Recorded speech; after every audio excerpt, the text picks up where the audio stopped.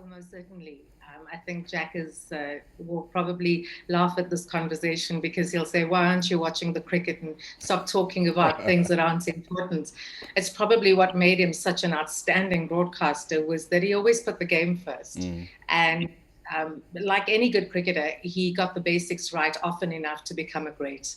And I was lucky enough to literally sit at the feet of Robin Jackman and learn the art of commentary at the Great Wanderers Stadium. So it's an extremely sad time for all of us. But I certainly hope he's in some peace because it's been a very challenging time for him and his family. Absolutely. We all know the challenges that are brought on by an illness like cancer, but I'm hoping we might be able to remember on some of the things he's been able to do extremely well. You've already mentioned the commentating, and as a broadcaster, I'm sure you'll know that a lot of this, yes, is hinged on talent, but also an incredible amount of preparation. How much do you know about what he did before any major cricket game? Well, it's interesting you asked that question because that was one of the things I was discussing with my husband this morning. Robin Jackman was pre-Google, so he was his own Google. He was a walking encyclopedia. And his ability to prepare for the game without anybody actually knowing who he spoke to and what information he got put him streets ahead of everybody of his generation in the commentary box. One example I have is I was given the opportunity to host the post-match presentation for the first time ever in 2005. A woman had never done it before. So I was just sitting waiting for the post-match and he came to me and he said, I hope you know what you're planning to do because you can't just go up there and stuff it up. And I said, well, do you have any advice? He took me to the match referee, the great Clive Lloyd, and introduced me to him. He told me what to say. He gave me the questions and he says, well, go out there and don't mess it up. And from that moment, I never messed it up because I always did my preparation. I always went and spoke to the right people. And that was what Robin was about.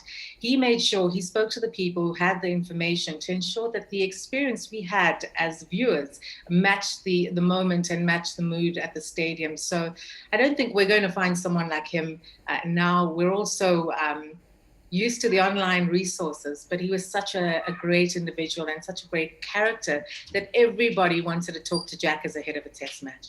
Yeah, and it's interesting you mentioned how your involvement alongside him was an unprecedented moment as the first female. It brings to the fore some of the challenges that cricket still faces, and perhaps the challenges that we're left with post Jack's passing. How do we go about meaningfully engaging about some of those difficulties? I mean, I'm talking issues around things like transformation. I mean, he was essentially a white man speaking about a sport that was considered to not have moved. And still, we're able to look back fondly, really, about his contributions, despite his, call it, unique positionality. Well, he was very accepting of change. Yeah. Let's be honest. A woman coming in 2003, having never played the game, he took me under his wing and he said, well, if you think you're going to do it, and I have my reservations, but if you think you can do it, let me help you out. I think when it comes to change, it's all about sincere action and it's about being consistent in how we go about change. So when it comes to BLM, and I think we've just seen the Proteas raise a fist in support of BLM, symbolic gestures are really important. But what's even more significant is significant change. And it's not just the Proteas and the Cricket South Africa board that's responsible for that. It really is up to every person that works in the game to believe that every South African has a voice in the game. So yes, we can take a knee and yes, we can raise a fist, but in the end, our actions speak louder than words. And personally, from my perspective, I've always felt that it was my role, having been brought up by someone like Robin Jackman in the commentary box, to do the very same for the current generation. And I firmly believe that the majority of the country should have the majority of the voice in the commentary box in South Africa. So all of us have a role to play, and I hope that we can stop pointing fingers and start actually taking hands and making sure significant change comes our way. It's been a long time of the country waiting for change to happen in sport. Absolutely. And I wonder, as we continue reflecting on the life and times of Robin Jackman, whether anything particularly stands out about what he was particularly excellent at whilst in the commentary box. Well, we're speaking on an auspicious day because nobody did a post-match presentation like Robin Jackman, Yeah. but more importantly, nobody did a pitch report on Boxing Day like Jack has, because he always brought in that Christmas feel, the feel of family, the feel of holidays, and this absolute pure love and joy for cricket. So it's a very emotional time, I think, for all of us, because he's played a role in everyone's career. A young batter making his debut, walking out there. Jack has always had a kind word to say. An old guy retiring from the game, he always had an arm to put around him. I hope we can still keep that compassion in the game. I know we're going through a challenging time, but as commentators, our role is really to unite the viewers in support of this beautiful game. Yeah, and I'm willing to hone in on that a bit more. I mean, for those who don't really understand the ecosystem of cricket, so to speak, commentators can, for an outsider at least, be seen as individuals who have this kind of omnipotent presence just when the game takes place, but are nowhere else, whenever else cricket matters. How do we ensure that we change those type of perceptions? Because the perception I'm getting from you is that, hold on, they play a whole lot more of a critical role in the sustenance of cricket than people might imagine. I think what's great about cricket is that there's a core reason why we all do this, and that is to make cricket a truly national sport of winners. And because we know that unity is at the core of the game, we understand that we can all play a role in doing something about it. I've started an initiative 2 years ago called Six of the Best, where I've allowed fans to have their say, because without the fans, the game is nothing. So in this new age of cricket commentary, it's about being more accessible on social media. It's being up for the challenge to give to the new generation.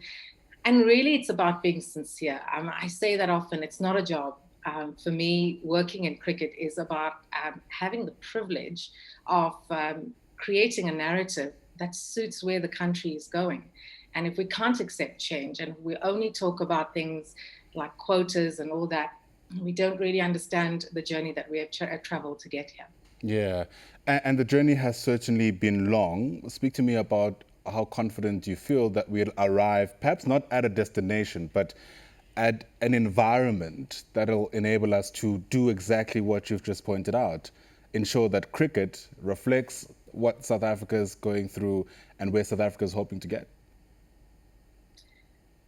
Change happens from the bottom up. Proteas are built from the ground up. And I think we have a challenge in the sense that we always look at the boardroom and we try to make change there, but really it's on the ground. And I think if you look at years ago, the likes of Kaya Majola, who were really foot soldiers for unity, were the ones that made sure the change happened on the ground.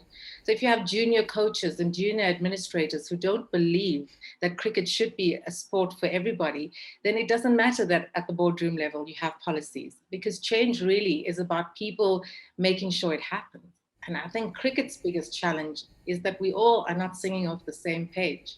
And even with today's gesture for BLM, I'm sure there were deep discussions, and a lot of pain still exists for a lot of people who've gone through a lot in cricket. And I don't think it's going to happen overnight. And I do believe that more women in leadership positions at cricket at every single level will ensure that we find more decisions in favor of unity. Absolutely. For better or for worse, moments like we're in now often force people to think a bit more deeply about what something like a sporting code means to them. Many might be disillusioned given the challenges that cricket in South Africa has been facing. How do you think they should be reading where we're at now, given, the sad news of Jackman's passing? Whenever something like this happens, you're right, it does question, it allows us to question where we were, where we've come from and where we're going. For me personally, I've traveled an incredibly long journey in cricket. At the age of 14, I heard a Black woman commentate for the first time. And now in 2020, I continue to play my role to make sure that more Black women get an opportunity. And for instance, a Black African woman who can get into commentary here in South Africa. Those are the changes I would personally like to see. And that is how I keep from becoming disillusioned, is that we are the change we've been waiting for. So if you feel yourself disillusioned and you are part of the game, get back to basics. It's what Robin Jackman would have said. When you're out of form, find your off stump and make sure you know what to leave outside off and know which deliveries to play. Absolutely. You started our exchange by saying that Robert Jackman would prefer for us to be watching the cricket than perhaps engage in this type of conversation. I think after having had heard what you had to say, he'd agree that this too was very important. Thanks very much for your reflections and your time. Certainly appreciate it. Here on Newsfeed AM, that there is Kass Naidoo, who is a sports journalist as well as a cricket commentator, giving us her reflections on the life and times of Robin Jackman.